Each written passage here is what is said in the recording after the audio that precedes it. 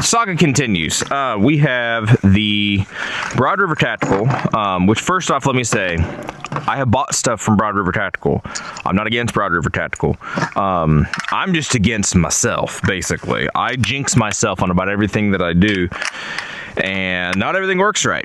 I've seen some people testing out this product, and it has worked fantastically for them. I just can't get it to run for me. I don't know. I'm using the same ammo he said to use. This is S&B 200 grain. Yeah, S&B 200 grain. I've used different style magazines.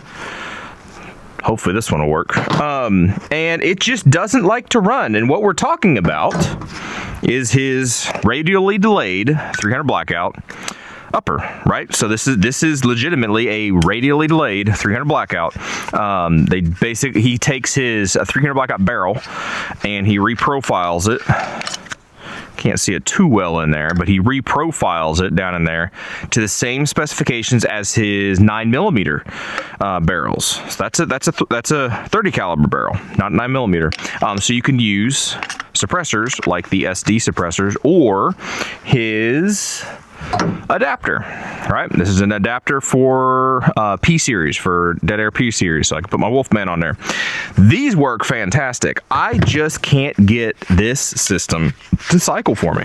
I don't know what it is. I do not know what it is. Tried all kinds of different buffers, buffer weights, excuse me, all that stuff. So we changed out a couple little things.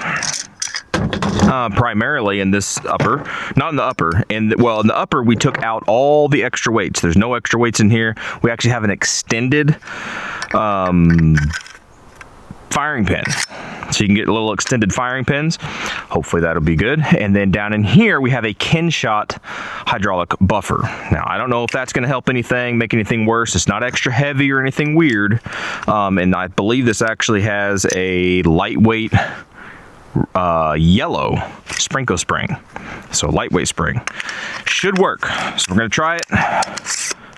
Yep, there's that KynShot. You come to the back of your pole and you get an extra, almost an inch. I don't know if that's an actual inch, half inch, whatever it is. You get a little bit of extra movement. I'm not going to worry about an optic. Let's just shoot this thing. We can get the magazine to seat in there. Let's shoot this thing and see if we can get it to cycle.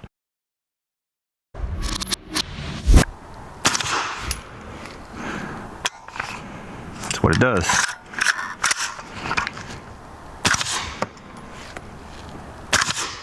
Okay, maybe. Well, now it works. Maybe it was a suppressor setup, because now it works. Let's put an optic on here and have some fun. All right, we're not going for groups or anything. Let's just see if this guy continues to cycle. Put a little Redwind Cobra. I think it's Cobra, right? Redwind Cobra. These are actually really decent little optics. Kind of looks like a SRO. It just works.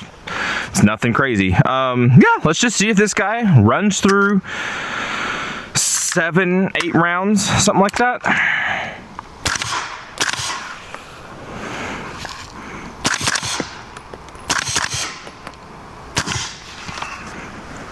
Okay, so now she runs.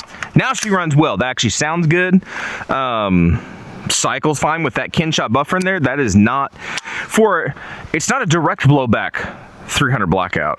The radially delayed with the CMG bull carrier group in there. So it's already radially delayed. That's pretty soft.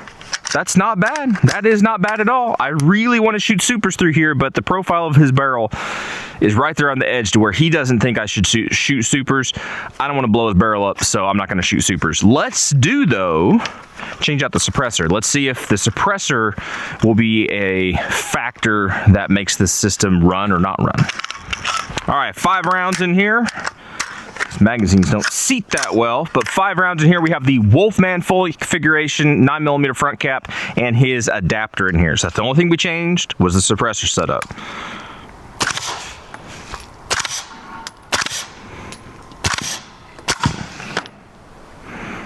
A little bit of gas back to the face, just a little bit, but she ran.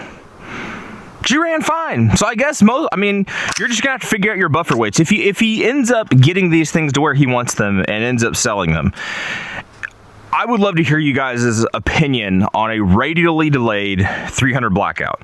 This is subsonic only. The way that this one's set up, the way that he has his barrel profiled on here, subsonic only, but it's radially delayed, so there's no gas system. You do get a little bit of gas back because you have, I mean, it's not direct blowback, but you will get some gas popping out back at you. It isn't terrible, and you will have to figure out your exact setup as far as buffer and spring weight and all that stuff, but it does seem to be cycling now. It's quiet and it's interesting. I don't know. Where do you guys think this kind of stuff falls? Is this just interesting, or do you think this has specific application use or just funsies use?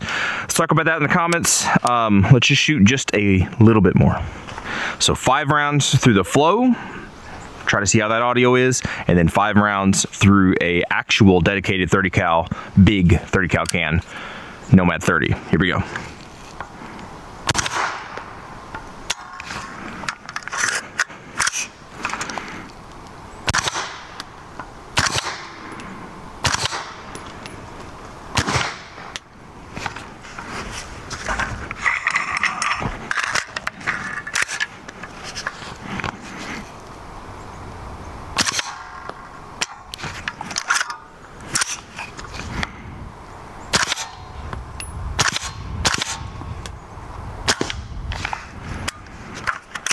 I know for me personally, a large 30 cal can, that is stupid quiet. Very fun, stupid quiet. The flow had a big pop. Still decent on the ears, had a big pop, but this was absolutely quieter, at least to me. I'm not sure how it came across on the audio. Anyway, guys, there you go. Let's go talk about this in the comments. Radio delayed, 300 blackouts. Where do you think they stand? Funsies, practical applications? I don't know. What you think?